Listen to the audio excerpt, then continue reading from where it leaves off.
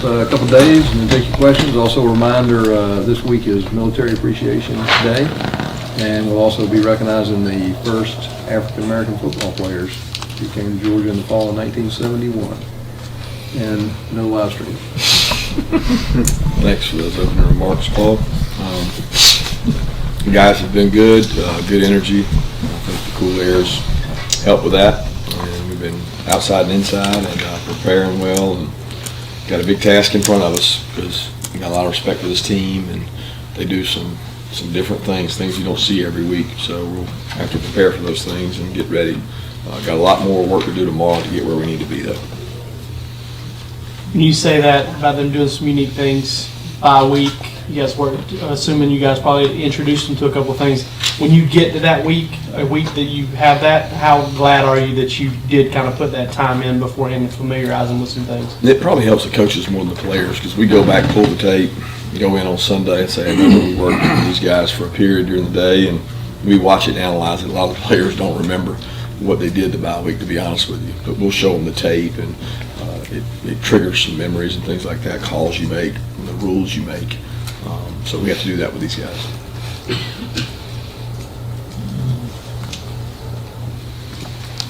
What's different about the defensive line from last year to this year? The Missouri's? No, your defensive line. Another year older, some more guys, probably a little more experience on the edges. You know, we were extremely thin last year on the edges, and now we've got some more guys with experience. Pretty similar inside. In terms of the run game, you're not holding or not allowing a team to score touchdowns for 8 games. Is that, I mean, so would you attribute most of that to the experience, or was there a change in terms of how they go about it? No, we haven't changed much philosophically. I mean, we've added some things to our package that have helped. We've played well in the red area. Some of that's just a statistical just draw. I mean, we've had some plays score from outside, the red area on some big passes that maybe those drives turn into a goal line possession and they score. I mean, it's a great feat to have, but I would trade some goal line rushes for some not big plays. You know what I mean? And I'd much rather not give up long passing plays. But the guys are proud of it, and they try to own it. And, we work hard to keep people out of our end zone, and we've always said to get in our end zone, you have to throw it in to try to make them one-dimensional, but it doesn't always happen that way. On the good run defense overall, how much of it is purely the D-line? How much is the back guys also? Oh, it's everybody. I mean, in today's world, every play has 3 plays. So they can throw it to him, they can toss it to him, or he can keep it. I mean, it literally is like you're at the point of attack at all 11 positions. So if you play good run defense, it's not that guy or that guy. I mean, it's every guy, because football has just evolved to the point where that guy's cracking that guy, so the guy over there has got to go make the play. You're all tied into a string. So when you play well, they can find holes usually when you have a lot of plays tied into one. How would you describe the development of Malik Herring? Malik's a good athlete coming out. Played really hard when he was young. He's gotten better. He had a really good game against Georgia Tech. I guess it was last year when it was a very different kind of game, but it was right up his alley. He had played against that style of offense in high school, and it was unique. So that gave him confidence. But he's gotten better. He's worked hard. He's a good athlete, so he continues to develop. KJ was talking yesterday about a FaceTime call that you and Coley did with him, I guess, when he was in the portal. Or do you remember anything about him? Obviously, you guys had relationships with him already at that time. I don't remember much about it. I do remember talking to him on the phone. I didn't remember it being FaceTime, but it probably was. Knowing Coley, he's always FaceTime with guys, but I don't remember anything specific about it. But I do remember talking to him and recruiting him as well, Eli. Noticed that Michael, Barnett, and David Marshall weren't on the participation chart. Didn't know if that was accurate, and if it was, just wanted to see if they were dealing with any injuries or anything like that. Mike B has been, he got a little nagging injury the off week, and he was not really able to practice the Florida week. We thought he was going to be able to go, and we traveled him thinking he would be able to play. but it was bothering him some in warm-ups, and wasn't able to pull the pin and go. David's been pretty good. He's been beat up most of the year, but there was nothing that really held him out other than the style of game it was. In your experience, how's a guy like Rodrigo compared to other kickers in his ability to recover or move on from like missed kicks or big missed kicks? Rodrigo's got a great psyche. I mean, I don't compare him because I've been fortunate. I haven't had a lot of kickers. I mean, Rod's kind of been our kicker, and he's got a great mental disposition. He's got a preparation mode that he goes through, and he handles the mental conditioning part really well, and he puts himself in a good place. I think he's bounced back really well.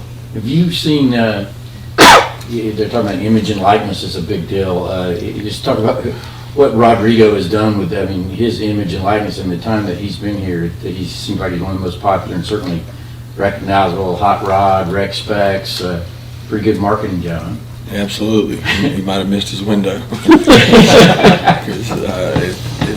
If that's the case, which I don't know enough about name, image, and likeness to know where it's going to go, but he would be a guy that would have done well with that for sure.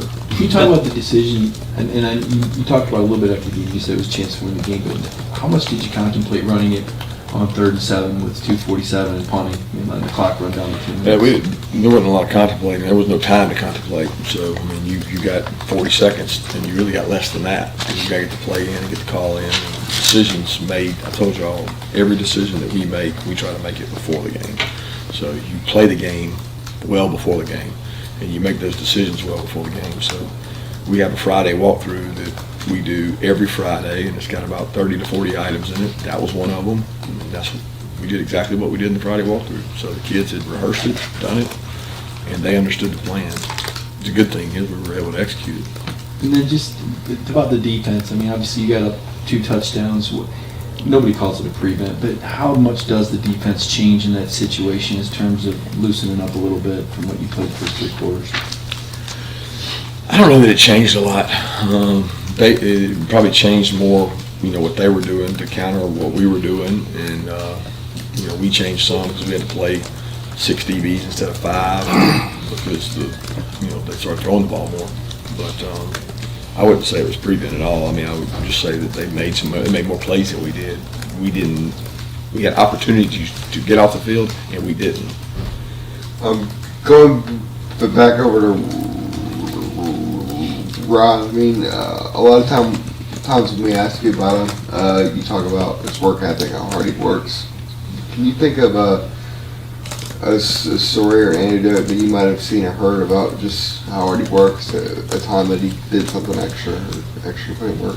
You say an example? Or yeah, just like anything that you've seen or heard? Nothing offhand. I mean, I've been in the office in the off season where he's out there, on the upper turf field just banging away and really working and pushing through. But that was an all season time when nobody else is even out there. He goes and works. He and his dad work. I see him with his dad with a bag of balls kicking in the office. There's no telling how much they kick at home. I can't even imagine how much time they spend that I don't see. But Rod is a hard worker, and he owns everything. And he's really an inspiration to people in the room. You ask a question in the room, and Rod spits out the answer, the first one, and he'd be hell in jeopardy. So.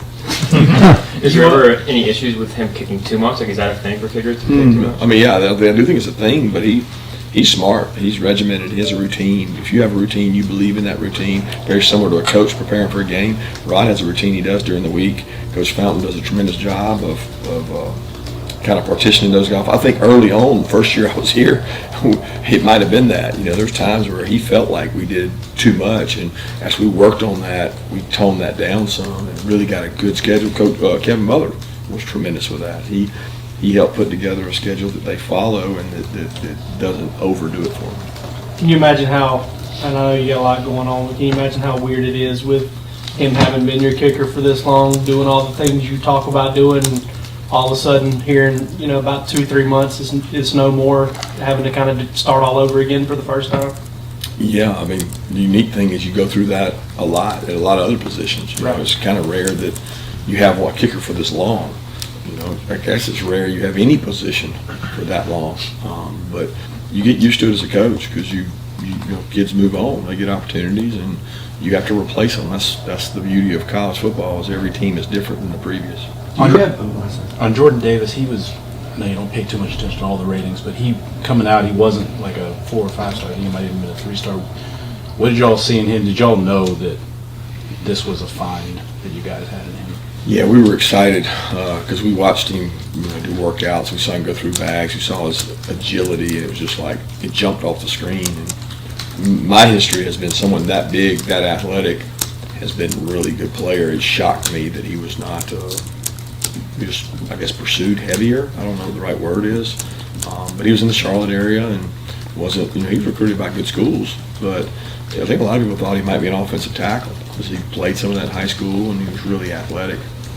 But we just saw natural talent, natural ability, intelligent kid, great mom. I mean, just a wonderful kid. And he still hasn't reached his full potential. That's the hardest part for him to acknowledge because he's very athletic for a large man. And we gotta get the most out of it. What characteristics does DJ Daniel have that allowed him to go from GMC to helping you guys out in the secondary like he has? He's mature. DJ's played at a high level. When you go and play the GMC schedule they go play some of the best teams in junior college, and you turn the tape on, and he's covering them. So we I mean, that, and he's fast. I mean, he ran fast. So those two combinations are pretty good, and we probably didn't realize how good a physical tackler the guy ain't afraid of contact. So we felt like we had a good player, and we were excited about it. Go ahead, questions here. Tyrique McGhee, where's he at in the mix? And then also, do you have a better understanding of the college football playoff formula? The first rankings come out tonight. No, I didn't. I mean, I'm not even the least bit. I'm so tied into what we've got this week. I don't even think about that. I have no idea and don't care because everybody knows it doesn't matter. I mean, what matters is how we play against Missouri is the only thing we can control. Tyrique's dealing with his foot again. I mean, his foot tweaked on him during the off week, and he's had surgery done on that foot, and we're having to be really careful with him.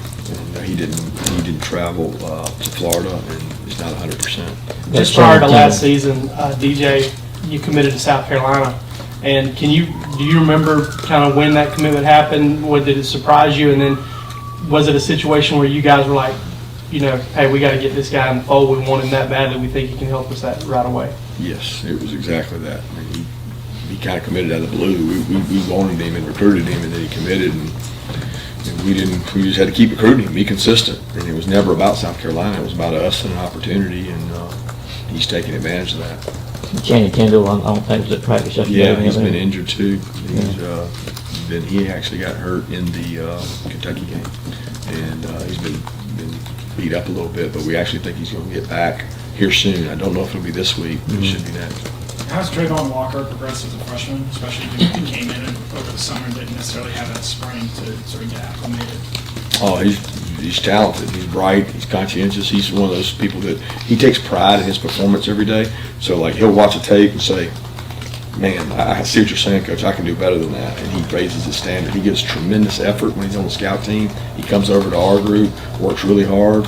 I got a lot of promise because he's got a lot of heart. And we got to find ways to use his talents more. He's playing, but he's a talented player. He had probably one of the biggest plays in the game everybody talks about is the batted ball that he made to stop the drive. In terms of the guys who people don't yet have a chance to see on Saturday, it's the younger guys who haven't had their chance to play. How do you feel about the development of those guys, and like, how do you guys work at developing them while still working with your guys who are frequently playing the game?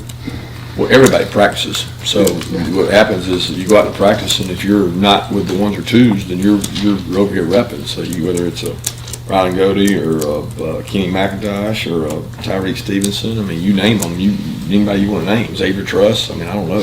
Clay Webb. I mean, they're all working. Mm-hmm. So the beauty is I get to see them on both sides. I get to see them go against good people. And we've had a really good history here of developing players to prepare them to play the next season, or maybe even play this season should something happen. And I love watching a guy like Kenny McIntosh who did not have a clue how to play special teams. I'm not saying he wasn't bought in on it. He just didn't know. To now, he loves it. He's fast. He embraces it, and he's taking ownership in his role. And I thought Belichick said it best when he said, "You want to find someone, you want to find out someone cares most about the team, put them on kickoff coverage and put them on kickoff return. That's when you find out how much they care about the team." And we got a lot of guys on there that have done a good job. Tresman has done a great job of that. 2 more questions? What can you say about the versatility of your running backs, and how would you kind of assess your guys' ability to rotate them in and out this year and kind of utilize their skill sets in like a certain package? How would I assess that? I think we've done a good job. I mean, we got a good stable back. It's a hard management because, you know, it was like, well, I mean, do you not give the ball to 7?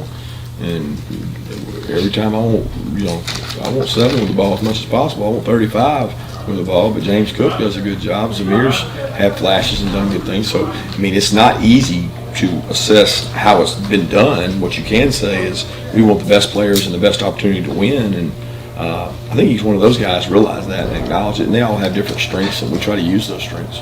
You know, so many balls to go around, but in the case of Cook, is it something where you kind of wish you would have nailed it, or wish you could have get more opportunities in space?